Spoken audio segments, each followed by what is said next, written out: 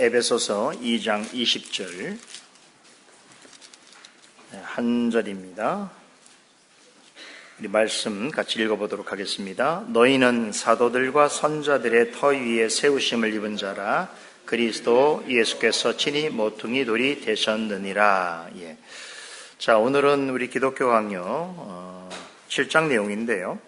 자, 우리가 기독교 강요 제1권의 최종판 1권의 두 번째 중심 주제가 이제 성경에 관한 내용이다라고 말씀을 드렸고, 지난 시간에 6장 제목을 한번 읽어볼까요? 다시 한번. 성경은 창조주 하나님께로 나아오려는 자에게 안내자와 교사가 필요하다. 성경은 곧 우리를 창조주 하나님께로 인도하는 안내자이고 교사이다. 그런 말이죠. 지난 시간 이야기를 조금 더 해보면요. 여기서 칼빈이 오직 성경이라고 하는 말을 사용하는데, 오직 성경이라고 하는 것은 바로 종교개혁의 근원이 되는 그런 원리죠.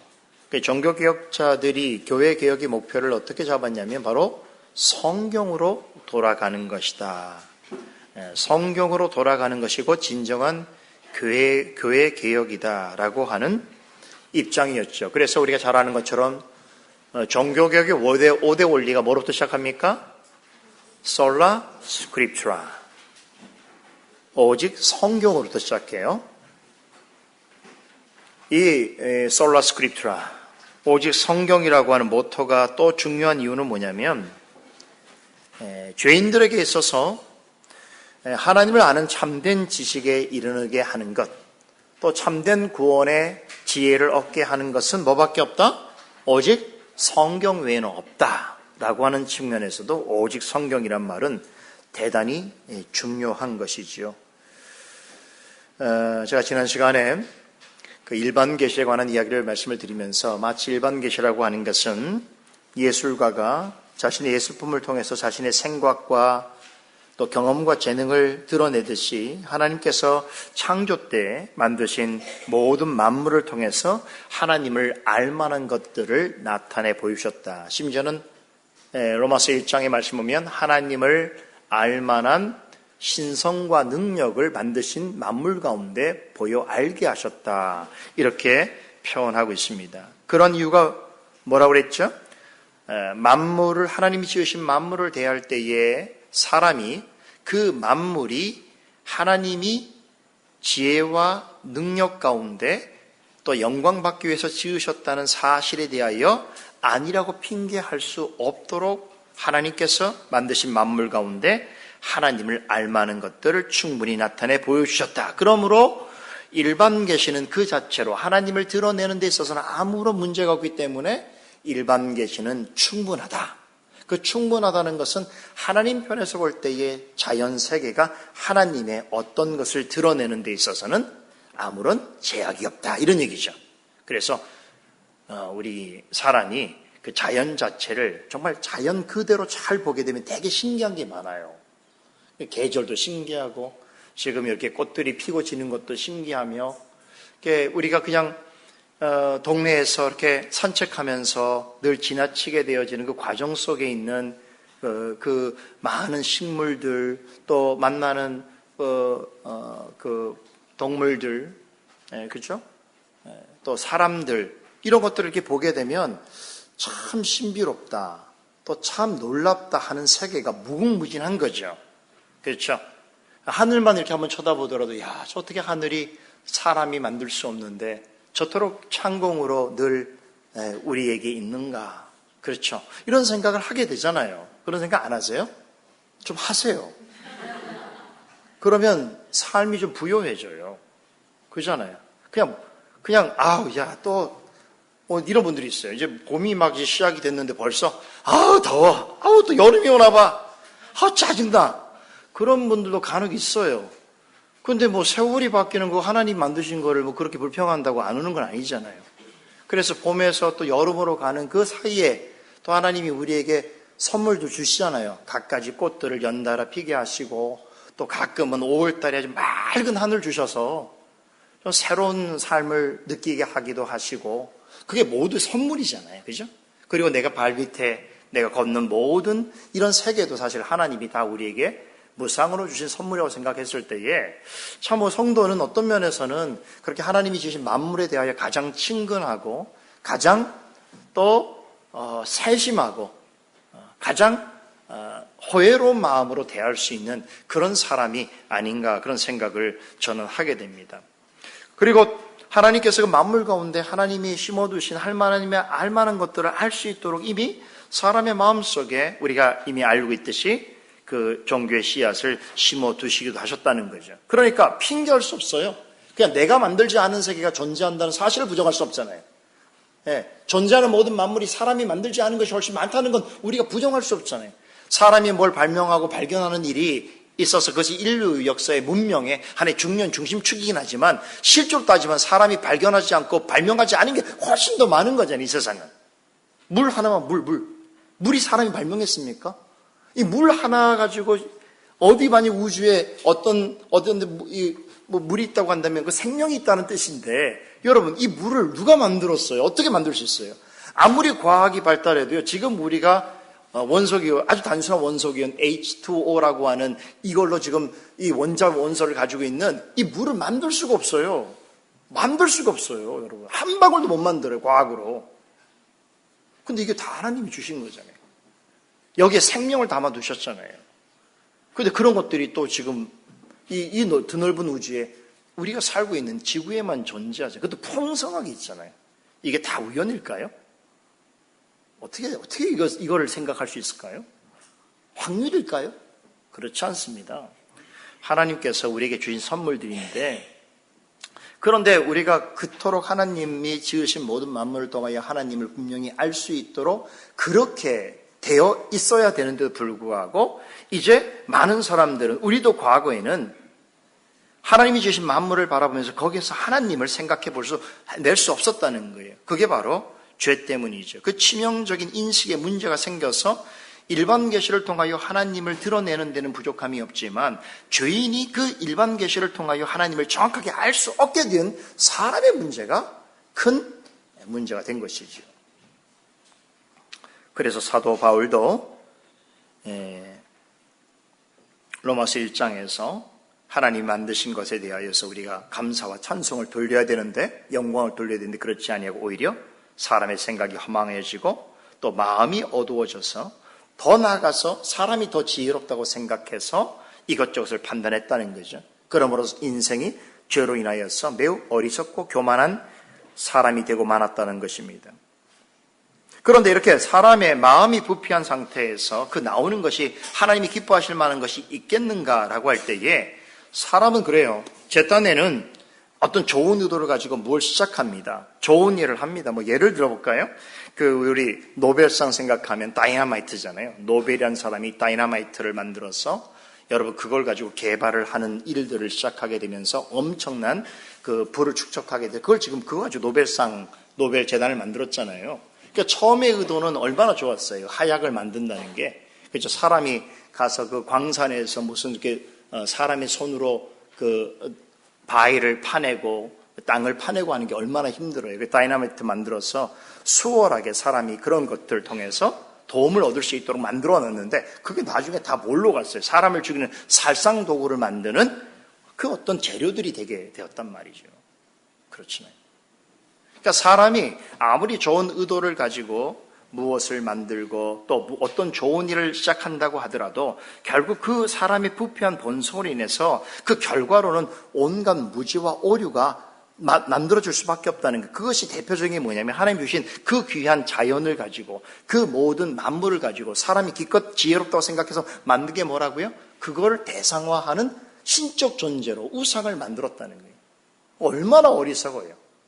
하나님이 사람에게 다스리라고 다스림을 받으라고 만든 그 대상을 오히려 하나님처럼 섬긴다는 건 이것보다 어리석은 일이 어디 있어요. 그러나 인류 역사를 보면 이런 어리석은 일이 인간에 있어서는 하나님의 문명과 전통과 전승으로 지금까지 계속되고 있잖아요. 심지어는 이런 종교를 존중해야 되고 그렇죠. 그런 것들을 또 믿는 사람들에 대해서도 사회적으로 인정해야 되는 그런 상태예요. 온갖 오류와 무지가 우리 세상에 가득 차고 있다는 것이죠. 그래서 이런 것들을 종교의 이름으로, 문화의 이름으로, 도덕의 이름으로, 전통의 이름으로 사람들이 매우 유용한 것으로 그렇게 스스로들 착각하고 있는 것입니다. 바로 이런 이유 때문에 죄에 의해서 오염되고 부패한 마음을 갖게 된 모든 사람은 하나님에 대한 참된 신앙과 바른 지식을 스스로 가질 수 없게 되었던 그런 상태가 되었고, 결국 그것은 하나님과 영적인 관계가 단절될 수밖에 없었고, 그 결과 우리는 영원한 죽음을 맞이할 수밖에 없는 그런 자리에 있게 되었다는 것이지요. 자, 그렇다면 이렇게 죄인이 하나님에 대해서 참된 신앙과 바른 지식을 가지고 스스로 구원에 이를 수 없게 된다고 할 때에 그게 확실하다면, 그러면 죄인이 일반 계시를 통해서는 하나님에 관한 바른 지식과 지혜를 얻을 수 없다면, 여러분 어떻게 그러면 하나님에 관한 바른 지식을 얻을 수 있겠어요?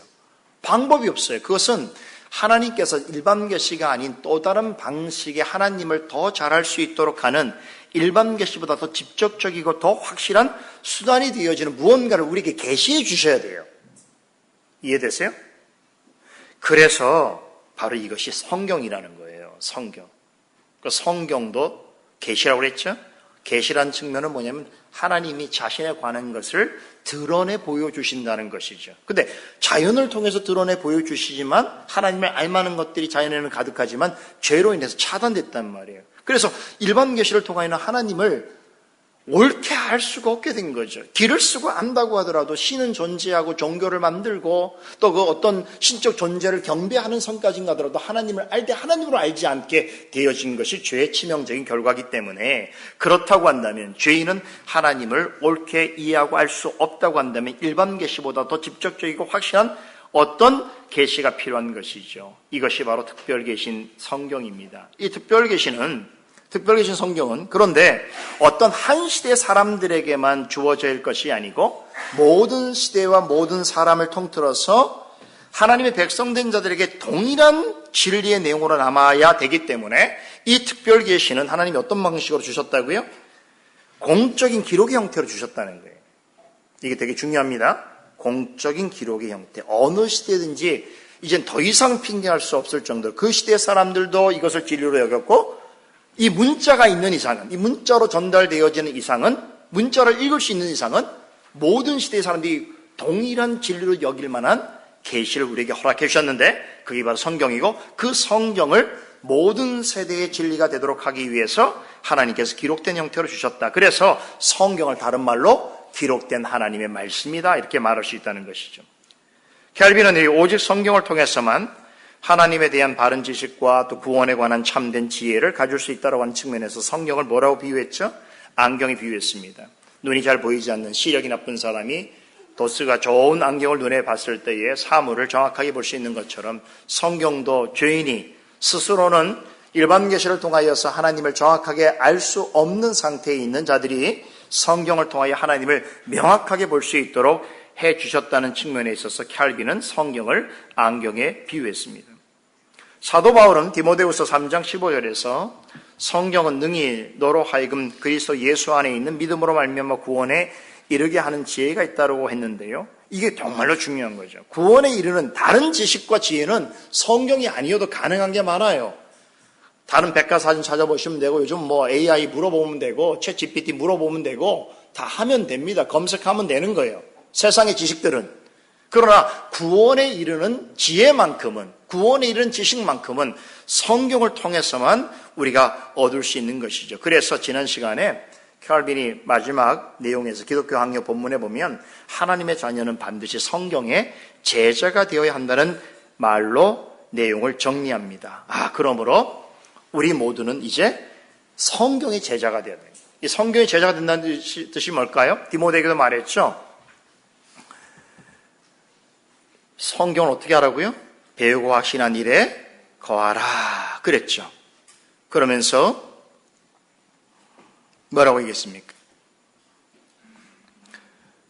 너는 디모데후서 3장 14절에 너는 배우고 확신한 일에 거하라 그러면서 여기서 중요한 말을 덧붙이는데, 너는 네가 누구에게서 배운 것을 항상 알아라. 반드시 진리는 가르침을 받으셔야 돼요. 진리는 스스로 깨닫는 게 아니에요. 불교는 진리를 스스로 깨닫는다고 생각해요. 득도가 가능합니다. 그래서 여러분 불교에서 말하는 소위 스님들, 또 선승들, 또 아주 고승들 같은 경우는 무학력인 분들이 많아요. 그러니까 학교를 안 다녀도 공부를 안 해도 대학을 안 가도 오랫동안 산에서 열심히 득도하다 보면 깨닫는 게 있나 봐요.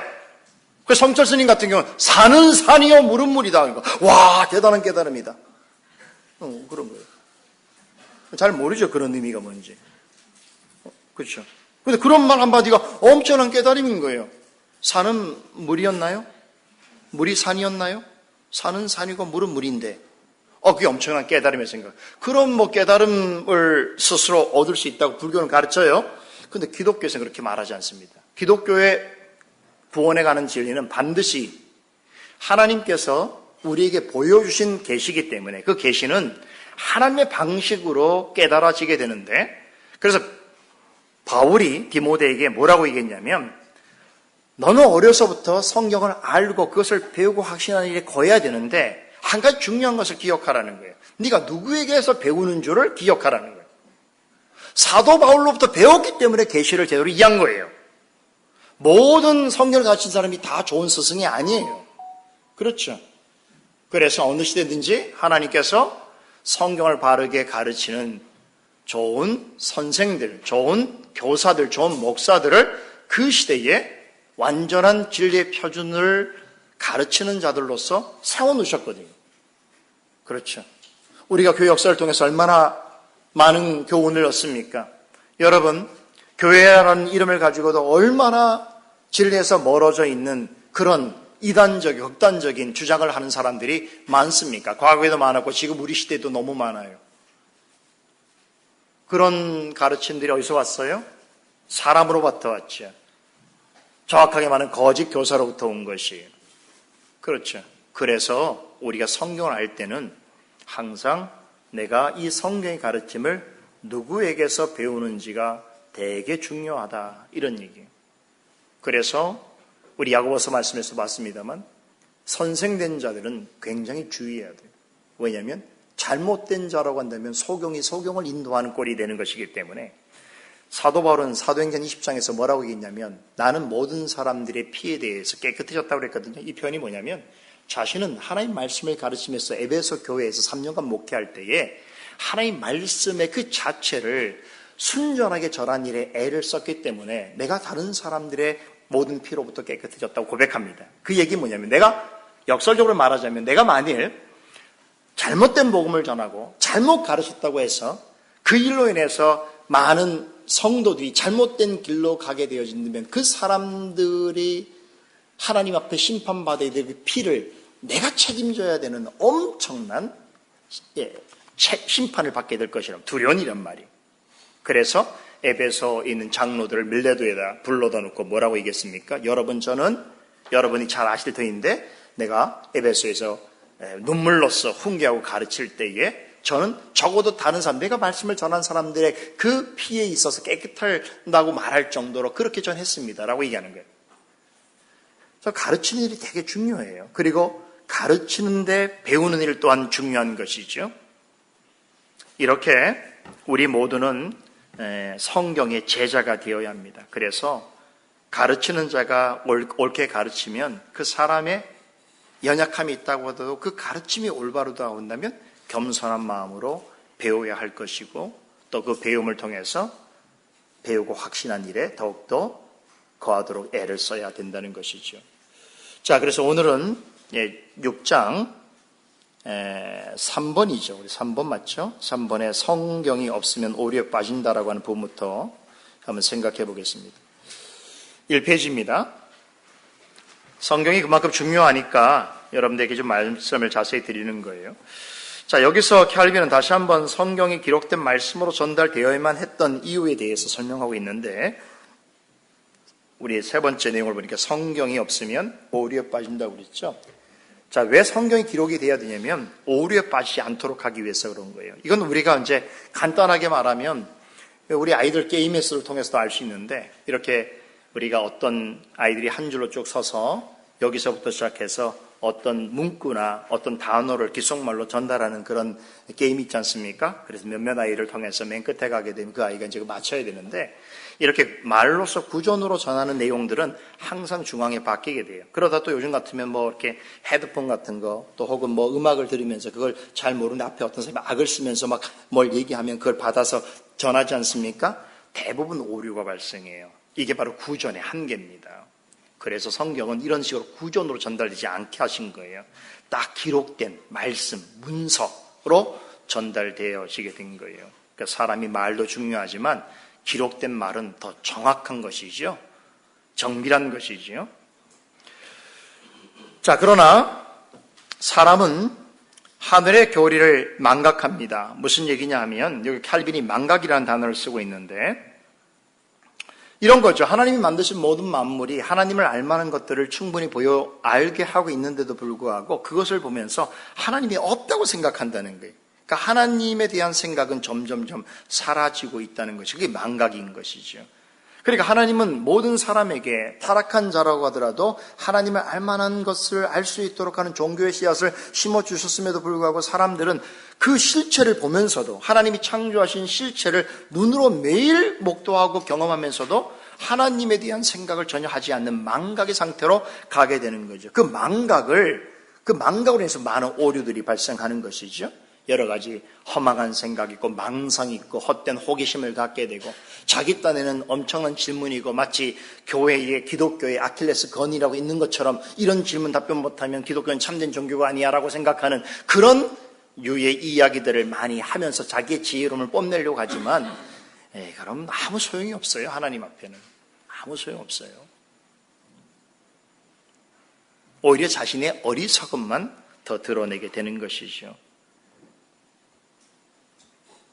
사실 다른 신을 찾고 종교 우상을 섬기는 것도 결국에는 하나님에 대한 감각을 상실했기 때문에 그렇습니다. 망각이라고 하는 건 사실은 우리가 죄의 가장 큰 나쁜 결과물이죠. 결국 아담과 하와가 죄를 범하고 나서 하나님에 대한 망각 증세가 생겨서 그의 후손들에게 있어서 어떤 문제가 생깁니까? 가인으로부터 시작해서 가인의 후예들은 하나님에 대한 망각 증세가 아주 현저하게 나타난 하나의 부류가 되었고, 그럼에도 불구하고 가인의 후예들은 문명에 있어서는 엄청난 진보와 또 창달을 이루게 됐던 것이죠. 그러니까 이들이 점점점 문명의 어떤 고도의 발전된 상태로 가면 갈수록 하나님으로부터는 더 망각 증세가 심각해지는 그런 반비례적인 현상들이 나타나게 된 것이죠. 결국 이게 다 죄의 결과입니다. 마음이 어두워지고 생각이 허망해진 결과지요. 그래서 하나님을 바르게 알 수 없게 된 결과 온갖 오류와 혼돈에 빠져 있게 된 것입니다. 자, 그래서 이러한 죄 때문에 망각한 상태에 빠져 있는 자들이 온갖 오류와 혼돈을 양산하지 않도록 하기 위해서 하나님께서 영원한 진리를 기록된 말씀으로 주셨다, 이런 얘기예요. 그렇죠? 이게 기록의 이유입니다. 자, 이어서 켈빈은 우리가 기록된 하나님의 말씀을 굳게 붙들어야 하는 것은 성경이 영원한 진리의 법칙이기 때문이라 말을 합니다. 법칙이란 말을 쓰는데요. 참 이게 좀 의미가 있죠. 자, 여러분 보세요. 사람에 의해서 만들어진 법칙이 많습니다. 지금 우리가 살아가는 데 있어서 법이라는 것도 어떤 면은 다 규칙이니까요. 세상에 존재하는 인간 사회 속에서 필요한 모든 법칙은 다 사람이 만들었어요. 그런데 재밌는 현상이 있죠. 그 사람이 만든 법칙이라고 하는 것은 시대성이 있고 한계성이 있어요. 어느 시대에는 그게 법이고 그게 올바른 것이었지만 다른 시대에 가면 항상 그게 올바른 법으로 남아있지 않는 것이에요. 이것은 심지어 자연과학 속에서의 사람들이 어떤 사물이나 현상에 있어서 변할 수 없는 진리라고 고정시켜놓은 법칙도 바뀝니다.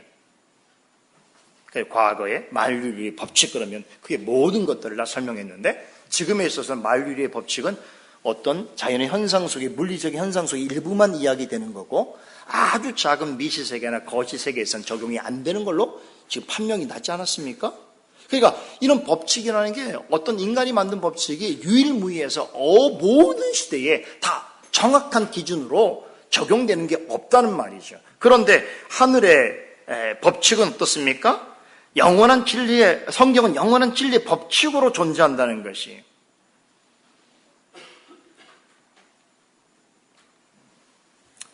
그래서 바로 이 부분에서 켈빈이 이 기독교 강요에서 이런 인용을 합니다. 한번 들어보세요.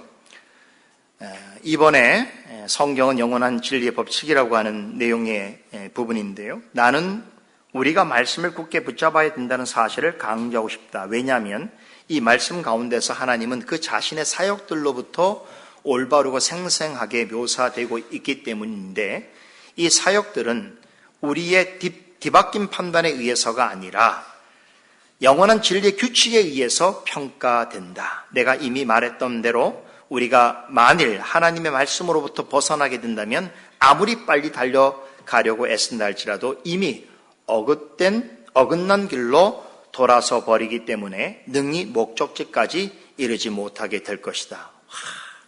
명문입니다. 그죠?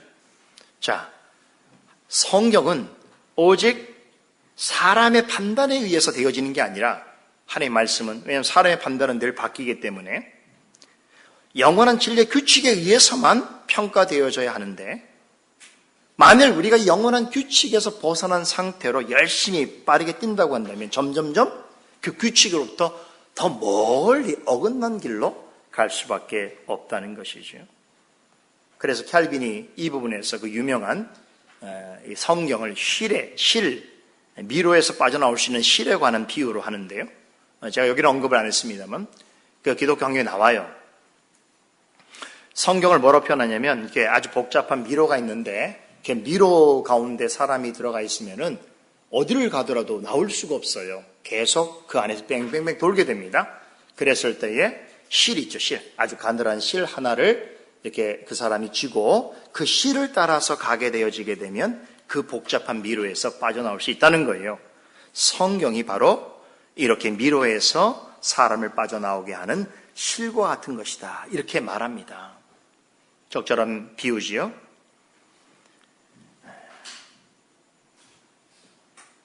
우리 인생은 말로 표현할 수 없을 정도로 복잡하고 때로는 빠져나오기가 불가능한 미로 같다고 말합니다.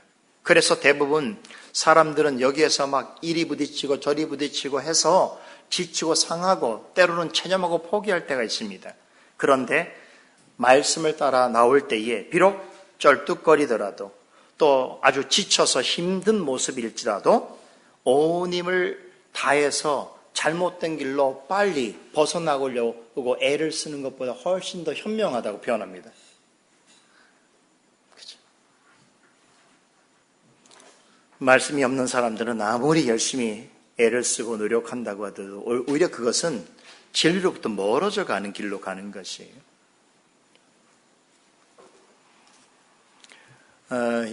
바닷가에 가면 여러분 그 썰물 있잖아요. 썰물 밀물이 있잖아요. 이 때를 잘못 알면요, 이때 바다에 들어가면 큰일 납니다. 그래서 수영을 좀 하는 사람이라고 하더라도 이 썰물 밀물 때를 잘 모르고 가면요, 가만히 있어도 사람이 점점점 깊은 데로 가게 되는데 애써서 막 수영을 해서 가까이 오려 하더라도 올 수가 없습니다. 그때가 되면. 그죠? 점점점 멀어져 가는 것이에요. 그런 것처럼 하나님 말씀, 그 말씀을 붙잡지 않으면 아무리 사람이 좋은 의도와 좋은 생각을 가지고 무엇을 한다고 해도 영원한 법칙으로부터 벗어나게 되어진다. 그러므로 그런 한계와 그런 오류가 있기 때문에 하나님께서 성경을 기록한 진리의 말씀으로 우리에게 주시게 되셨다. 이런 얘기죠. 네 번째 보겠습니다. 같이 한번 읽어볼까요? 성경은 창조의 계시가 전할 수 없는 것을 우리에게 전달해 준다. 여기 창조의 계시는 이미 여러 번 말씀드린 것처럼 만물을 통해서 하나님이 어떤 분이신가를 드러낸 일반 계시라고 말할 수 있겠지요. 자, 그런데 어떤 사람은 만물 자체에 되게 관심이 많습니다. 그러니까 자연 그 자체를 되게 좋아하고 자연을 탐구하는데 흥미를 가진 사람이 있는데, 문제는 뭐냐면 그 자연을 만드신 이에 대해서 아무런 생각을 하지 않고 자연 자체만 대상화한다는 게 문제인 거죠. 그러니까 오늘날 소위 과학자들이 한계가 바로 그거예요. 과학자들이 하나님이 만드신 그 만물에 대한 관심이 특심해서 거기에서 뭔가를 많이 연구를 하는데, 문제는 그걸 만드신 분에 대해서는 무지한 거죠. 만든 현상에 대해서만 이야기하고 있는 거예요. 그런데 우리는 만들 기술이 없고 그걸 분석할 능력은 없지만 이것을 만드신 분이 누구인지를 너무나 명확하게 알고 있다는 것은 얼마나 놀라운 일인지 몰라요. 그렇죠. 그들은 이게 과연 누가 만들었을까? 이 우주가 어떻게 존재하게 되었을까라고 하는 늘 그것을 의문으로 갖고 있지만, 우리는 말씀을 통해서 믿음으로 명확하게 알게 되어진 것이란 말이죠. 그래서 이런 창조의 계시를 죄로 인해서 볼 수 없는 것들에 대해서 성경은 너무나 명백하게 말해주고 있는데, 그게 이제 율법, 이게 즉 하나님의 말씀을 말하는데, 그런 면에서 이 율법 하나님의 말씀은 하나님의 자녀들을 위한 학교라고 그럽니다. 이게 무슨 얘기냐면요, 자연 만물이 사실은 그 자체로 하나님이 어떠하신 분이신가를 드러내게 되는데, 그런데 그것을 알 수 있는, 그것이 가지고 있는 하나님의 어떠하심을 알 수 있도록 하는 그 배움은 오직 성경을 통해서 얻을 수 있기 때문에, 우리가 성경을 배운다는 측면에 있어서 성경은 하나님의 자녀들을 위한 학교이기도 하다, 이런 얘기죠. 성경이 우리를 가르치는 것이죠. 이럴 때에 우리는 하나님 말씀의 도움과 후원을 받게 되어서 오류로부터 벗어나게 되는 것입니다. 성경의 기록은 하나님의 말씀 없이 다른 신을 찾거나 또 다른 누군가를 하나님으로 믿으려고 할 때에 사람들이 얼마나 큰 실패와 좌절을 맛보게 되었는가, 어떤 심판을 이르게 되었는가를 가르치고 있는데, 그 대표적인 역사가 이스라엘 백성들이죠. 그들은 이미 하나님의 언약을 받았음에도 불구하고 그들의 가장 큰 실책은 하나님의 말씀을 이해하지 못하고 복종하지 않았다는 것이죠. 그러니까 대표적으로 이스라엘 백성처럼 언약을 받았음에도 불구하고 하나님 말씀을 옳게 대하지 않을 때에 그들이 얼마나 큰 좌절과 실패를 맛보게 되었는가를 우리는 성경을 통해서 핑계할 수 없을 정도로 알게 되는 거죠. 그러니까 우리가 언약을 받았다고 하더라도, 언약 백성이라고 하더라도 하나님의 말씀에 어떤 태도를 보이냐에 따라서 그 인생은 질과 내용에 있어서 전혀 다른 상태가 될 수 있다는 것을 우리는 알 수 있습니다. 자, 7장으로 가겠습니다. 7장은, 우리 7장 한번 읽어보겠습니다. 성경은 반드시 성령의 증거에 의해서 확정되어야 한다. 이를 통해서만 성경은 그 절대적인 권위를 획득할 수 있다. 그리고 그 신빙성이 교회의 판단에 따라 결정된다는 것은 실로 하나님을 모독하는 엄청난 죄악이다. 자, 7장에 있어서는 이제 하나님의 말씀이라고 할 수 있는, 성경이 하나님의 말씀이라고 할 수 있는 결정적인 증거가 무엇인가에 대해서 논하고 있는데, 여기 보면 이제 5항의 이야기 나오죠. 전반부가 1항의 3항은 성경이 하나님의 말씀이라고 하는 객관적 근거가 뭐냐는 거예요. 그 객관적 근거는 성경 자체에 있다는 거고요. 그걸 설명하고 있고, 후반부가 되는 4장에서 5장은 성경이 하나님의 말씀이라고 하는 내적인 증거가 뭐냐, 그것이 성령의 내적 증거, 다시 말하면 성령의 조명하심이다. 이것에 대해서 설명하고 있는 것이죠. 자, 우리 첫 번째부터 보겠습니다. 같이 한번 읽어봅니다. 성경의 권위는 교회로부터가 아니라 하나님께로부터 기인한다. 자, 우리는 이런 질문을 하게 되는 거죠. 성경이 어떻게 절대적인 신적 권위를 가진 하나님의 말씀이라는 것을 확신할 수 있는가라고 하는 건데요. 이 말은 성경이 절대적인 하나님의 말씀이라고 하는 그 어떤 권위성에 대해서 어떻게 그 사실을 드러내고 있는가라고 하는 것과 마찬가지인데, 켈빈은 성경은, 이제 나중에 또 나옵니다만, 성경은 성령의 절대적 영감에 의해서 기록된 것이기 때문에 성경의 제일 저자를 성령이라고 말을 하는데, 그런데 결국 이 성경에 관한 모든 사실들에 관한 신적인 권위는 하나님으로부터 기인되었다라고 성경이 가르친단 말이죠. 비록 사람들이 제2저자로서 성경의 내용을 기록했으나 그 성경의 기록의 모든 내용들은 성령 하나님의 영감으로 이루어진 것이기 때문에 결국 성경의 제1저자는 성령 하나님이다라고 볼 수 있다는 거예요. 이게 이제 성경이 객관적, 하나님의 말씀이면서 객관적 기준이 되어지는데 문제가 생겼어요. 그 누가 문제를 걸었냐면 바로 로마 가톨릭 교회인데, 로마 가톨릭 교회는 성경이 하나님의 말씀이라는 사실에 대한 객관적인 근거는 우리에게 있다 이렇게 주장했단 말이죠. 다시 말해보면 로마 가톨릭 교회가 성경을 하나님의 말씀으로 확증했기 때문에 이것이 성경이라는 거예요. 자, 그러면 만약 로마 가톨릭 교회가 정말 순전한 교회고 온전한 교회고 바른 교회라고 한다면 우리는 그 사실을 믿어야 돼요. 그럼 우리 모두가 알고 있듯이 또 종교개혁 시대의 역사를 우리가 통해서 확인할 수 있듯이 로마 교회는 그렇지 않았단 말이죠. 그래서 오직 성경으로 돌아가려고 했던 게 종교개혁 아니겠어요? 그들은 성경을 말했지만 우리 같은 오직 성경을 말하지 않습니다. 성경 외에 다른 문서들도 성경에 포함시키기도 하고 성경의 어떤 말씀들은 또 그것을 또 약화시키기도 하고 그랬단 말이죠. 자, 이런 교회가 만일 성경을 하나님의 말씀이라고 하는 것에 대한 확증할 수 있는 객관적 유일한 증거로 남아있다고 한다면 어떻게 되겠어요? 성경은 문제가 생기겠죠. 치명적인 오류가 생길 수밖에 없는 것이죠.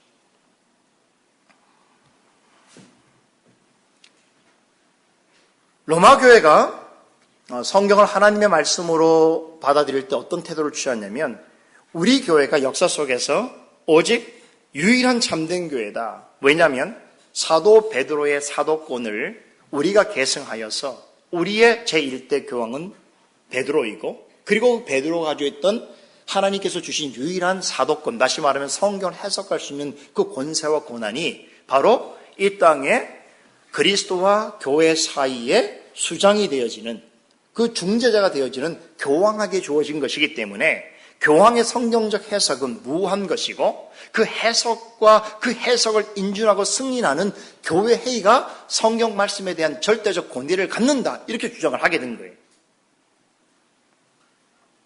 그래서 우리가 보고 있는 66권만 아니고 거기에는 여러 외경들도 성경에 포함시켜서 그렇죠. 성경이 아닌 정경이 아닌 다른 문서들도 성경에 포함시켜서 성경과 동일한 가치를 두게 할 뿐만 아니라 교황이 성경을 해석하는 모든 해석도 성경의 절대적인 그 신적 권위를 가지고 있는 말과 문서로 취급함으로 인해서 66권 성경에서 뭘 말하는지가 그렇게 중요하지 않아요. 사실은 엄격하게 말하면. 왜냐하면 어떤 말을 했더라도 그게 외경이 있으면 되고 외경이 없더라도 그것을 교황이 어떻게 해석해서 교회가 인준하기만 하면 하나님의 말씀이 되는 방식이거든요.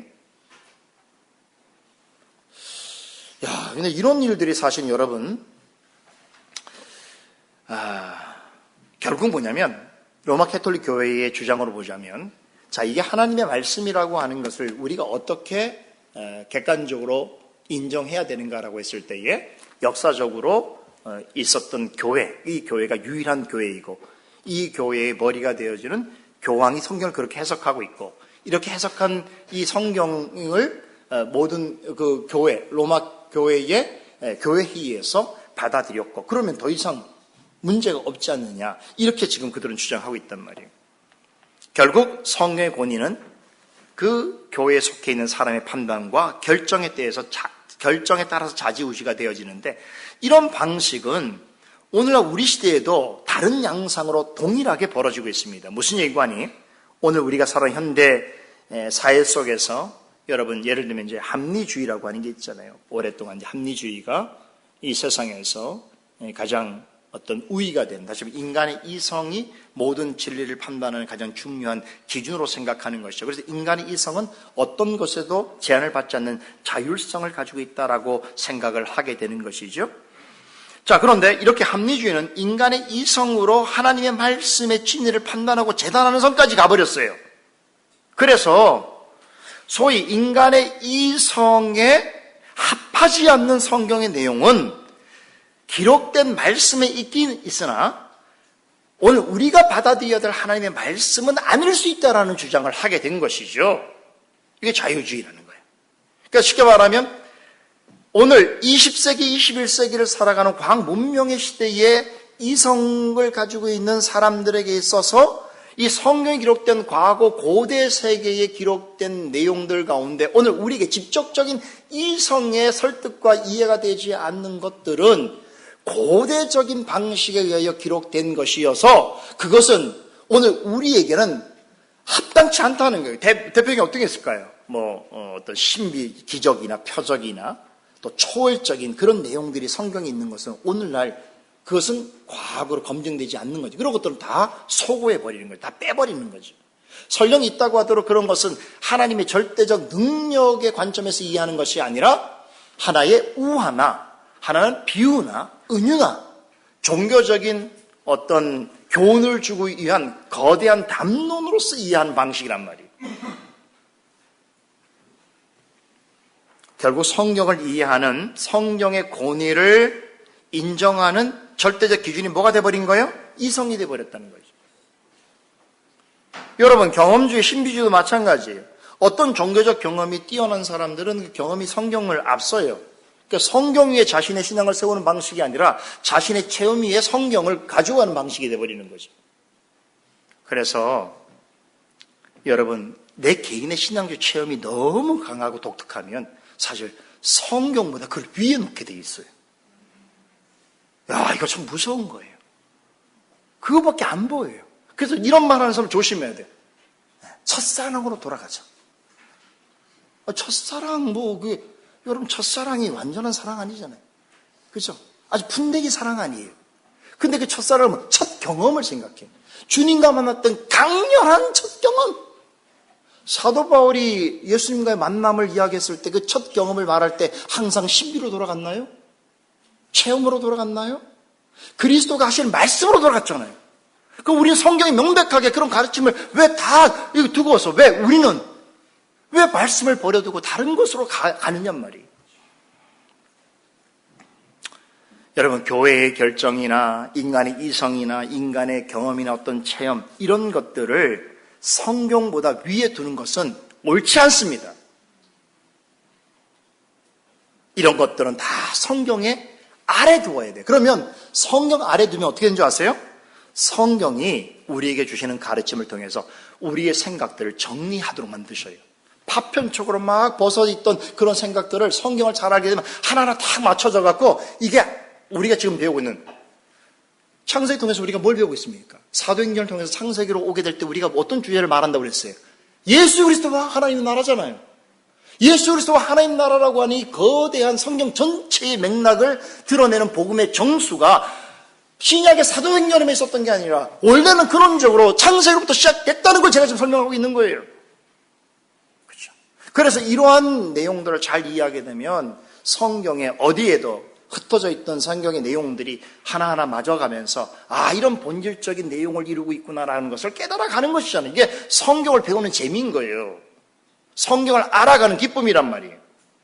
그런데 이런 성경에 대한 가르침과 배움은 신경 쓰지 않고 자기 어떤 수준에서 자기의 이성과 자기의 경험과 체험과 또 누구의 이야기 같은 것들을 성경보다 더 중심적으로 높게 두는 것은 이것은 과거에 로마 캐톨릭 교회가 범했던 잘못을 그대로 범하는 겁니다. 로마 캐톨릭 교회는 교회의 판단이 성경의 객관적 근거라고 말했어요. 치명적인 오류죠. 왜냐하면 그 교회가 잘못되어 있는데 이단들은 다 똑같은 방식이에요. 그 교회가 이미 잘못되어 있는 교회인데 그 교회가 진리를 판단하는 기준이 됐다고 생각해 보세요. 모든 게 문제가 돼버리는 거예요. 그런 일들은 종교개혁 시대만 있었던 게 아니에요. 오늘날도 계속 나타나고 있는 거예요. 이런 방식, 이런 메커니즘이 먹힌단 말이에요. 그래서 어떤 특정한 교회, 특정한 목사, 특정한 어떤 모임 속에서만 진리를 발견할 수 있다고 말하는 것은 사실은 대단히 큰 치명적 오류입니다. 하나님은 그렇게 안 하셔요. 그래서 제가 여러분들에게 우리 솔리데오 글로리아 교회를 제가 말씀드릴 때 제 생각을 말하는 게 아니에요. 과거로부터 지금까지 있었던 우리 신학에 있어서의 가장 좋은 내용들을 우리 교회 형편에 따라서 여러분들의 생각과 수준에 맞춰서 제가 말씀드리고 증거해 드리는 것이 제가 생각해서 독특한 것들을 전달하는 게 아니에요. 그래서 지금 우리는 이 오래전 칼빈이라고 하는 선생님도 지금 만나고 있잖아요. 이런 얘기하면 어떨지 모르겠는데 이런 교회가 건강한 교회예요. 실제로 그래요, 여러분. 새로운 것들을 발견하는 교회가 좋은 교회가 아니라 과거로부터 있던 진리의 내용 속에 내가 참여하고 있다는 것을 알게 되는 교회가 좋은 교회인 거예요. 그렇지 않아요? 아닌가요? 너희가 성경에서 영생을 얻은 줄 생각하고 성경을 연구하거니와 이 성경이 곧 뭐에 대해서 증언하는 것이라고요? 나에 대해서 증언한다 성경 말하고 있잖아요. 그러니까 우리가 영생에 관하여서 또 참된 복음에 대해서 알고 확신할 수 있는 것은 성경밖에 없고 성경에 대해 우리에게 뭐라고 말씀하세요? 연구하라고 말씀하세요. 주님이 말씀하신 거예요. 그리고 이 연구는 곧 나에 대하여서 증언하는 바라고 말씀하고 있단 말이에요. 그래서 성경을 우리 봐야 돼요. 찬양 좋아요. 근데 백날 첫날 그렇게 찬양하면 그것만 중요하게 생각하면 참된 구원의 지식이 못 이릅니다. 그것만, 그 경험, 그 짜릿하고 사람들 앞에서 내가 뭐가 되는 양, 또 내가 뭐 은혜 받은 것처럼 생각하는 그런 모션들, 그런 행위들, 제스처들 이런 데 익숙해지게 되면 그 자체로 종교인으로 남을 수 있는지 몰라도 참된 구원의 지식이 이르기 어려워요. 그걸 어떻게 하는 줄 아세요? 대화해보면 알아요. 저 같은 사람은. 대화를 해보면 알아요. 성도하고. 대화를 해보면 이 성도가 어디에 관심 있는지를 금방 알잖아요. 그 본질에 관한 이야기라면 멀어져요. 현상에 관한 이야기하면 가까워져요. 그런 여러분 경험하시죠? 그러니까 성경은 예전이나 오늘이나 다음이나 언제나 본질에 관한 이야기를 하고 있는 거예요. 한국교회가 사실 이게 굉장히 중요하다고 생각해요. 이래야만 한국교회가 힘을 내어질 텐데 자꾸 이런 말씀에 대한 말씀을 연구하고 말씀을 나누고 말씀을 가지고 함께 이렇게 하는 그런 모임보다는 자꾸 어떤 우리들의 감각과 우리의 어떤 경험과 현상에 집중되어지는 무언가로 가게 되어지게 되면 참 어렵겠다 그런 생각을 하게 됩니다. 두 번째 보십시다. 읽어봅니다. 교회 그 자체는 성경 위에 기초되어 있다. 우리 오늘 읽었던 에베소 2장 20절에 한번 같이 읽어볼까요? 너희는 사도들과 선자들이 터 위에 세우심을 입은 자라 그리스도 예수께서 친히 모퉁이 돌이 되셨느니라. 사도 바울의 이 증거는요. 결국 교회는 어디에 세워졌다고요? 사도들과 선자들의 터이죠. 사도들과 선자의 터가 뭐겠습니까? 바로 사도들과 선자들이 공히 전한 말씀 위에 서 있다는 거예요. 성경 위에 서 있다는 것이 바로 이 말씀의 의미인 것이죠. 그런 점에서 교회보다 성경이 앞서는 것이에요. 성경이 먼저 있고 교회가 있게 된 것입니다. 그러므로 교회는 성경에 철저하게 의존하고 복종해야 되는 방식이에요. 그러나 로마 가톨릭 교회는 교회가 먼저 있었다고 얘기하는 거죠. 교회가 먼저 있었고 그 교회가 성경을 인준한 방식인데 캘빈은 반대로 얘기하는 거예요. 성경이 먼저 있었고 성경을 통해서 교회가 나오게 되었다는 것이지요. 교회가 이 땅에 존재할 때부터 여러분 교회가 언제부터 있었죠? 실제로 하나님의 마음에서는 우리가 무용교회는 이미 태초 전부터 있었겠지만 유용적 교회는 아마 역사 속에서 있었겠죠. 우리가 보통 얘기하는 교회는 신약교회니까 신약교회라고 하면 지금부터 2000년 전일 테고 또 이스라엘 백성을 크게 교회라고 생각할 때면 광야에 있었던 시점으로부터 돌아갈 수도 있겠는데 여하튼 역사 속에서 교회라고 하는 눈에 보이는 교회들이 있었을 터인데 그런데 하나님 말씀은 그보다 훨씬 먼저 있었다는 거죠. 그래서 사실은 어떤 방식으로 교회를 세우시냐면 항상 이런 방식이에요. 하나님의 말씀을 전하여 듣는 자들을 택하신 자들을 부르셔서 그 부르신 자들을 모이게 하셔서 교회가 탄생하는 방식이죠. 그렇죠? 모든 게 이런 방식이에요. 신약교회는 더 그렇죠. 그래서 하나님께서 먼저 여러분 그래서 구원의 서정이 뭐로부터 시작한다고 그랬어요? 소명. 그 유효적 소명. 그래서 제가 예전에 그 데라와 아브람 이야기 여러분 전달해 주면서 두 사람의 소명이 달랐다고 그랬죠. 내적 부르심과 외적 부르심이 있었다고 그랬죠.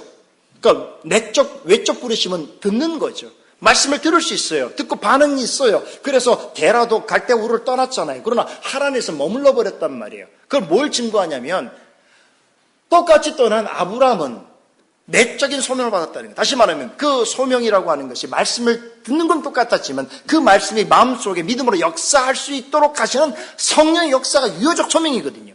이 유효적 소명을 받은 아브람은 어땠습니까? 말씀을 듣고 다시 목적하는 대로 하나님께서 이끄시는 대로 갔단 말이죠. 바로 그런 방식으로 아브라함의 한 사람을 부르셔서 그를 통하여 가족을 구성하고 가족들이 나가서 뭡니까? 자녀들을 통해서 점점 족속을 만들게 되고 민족을 만들게 되는 방식으로서 교회가 서게 되는 것이죠. 그래서 언제든지 말씀이 먼저인 거예요. 말씀이 있어야 교회가 있게 되는 거예요. 그런 의미에서 개혁교회는 말씀을 되게 중요하게 여기는 교회고, 그 말씀을 다른 말로는 프리칭이에요. 설교가 되게 중요합니다. 우리 개혁교회에서는 하나님의 말씀은 곧 설교라고 여기고 있어요. 왜냐하면 지금 이러한 설교, 가르침을 통해서 하나님께서 택한 자들을 내적으로 유효적으로 부르신 일을 계속하고 있다고 우리는 확신하고 있기 때문에 그래요. 그래서 개혁교회에서는 가장 중요하게 여기는 것이 말씀이에요. 그래서 우리가 참된 교회 표지에 있어서도 가장 첫 번째가 뭡니까? 참된 말씀의 선포 아닙니까? 근데 이 중요한 말씀을 목회자들이 가치없게 여기고 목회자들이 쉽게 여기고 하는 풍토가 실제로 오늘 우리 시대에 있어요. 저도 그걸 많이 느껴요. 목사님들 모임 갈 때마다. 그래서 교회 권위가 중요한데, 자, 그런데 교회가 권위가 중요하지만 성경을 결정할 수 있는 권위가 교회에 있는 것은 아니고, 교회는 오히려 성경의 진리를 따라서 교회는 바르게 세워지는 일이 더 중요한 것이죠. 그래서 세 번째, 오늘 요 내용까지 해야 되겠네요. 5번까지가 있는데, 자,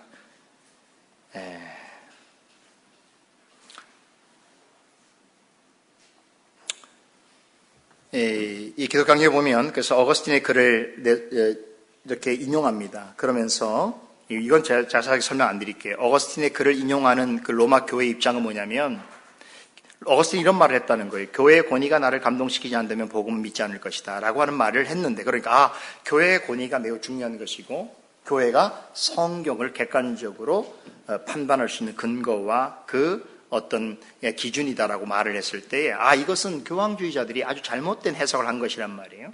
다시 말해서 이 말을 한 것은 사실은 마리교라고 하는 그런 이단들에 대해서 반론을 할 때에 교회의 권위가 되게, 그들은 교회의 권위를 반대했기 때문에 그것을 강조한 것이지, 교회의 권위를 강조했다고 해서 성경의 권위보다 앞선다고 말한 것은 결코 아니다. 그래서 여러분, 이제 이 기독강요 같은 이 책을 보면서 우리가 얻는 굉장히 중요한 통찰이 있는데 뭐냐면, 어떤 말을 할 때에 우리가 예를 들면 우리 칼빈도 어거스틴을 인용하고 있어요. 그리고 토마스 아퀴나스도 어거스틴을 인용하고 있어요.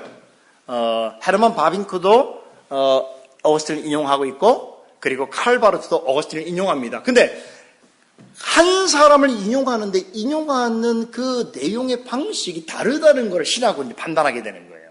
저는 알죠.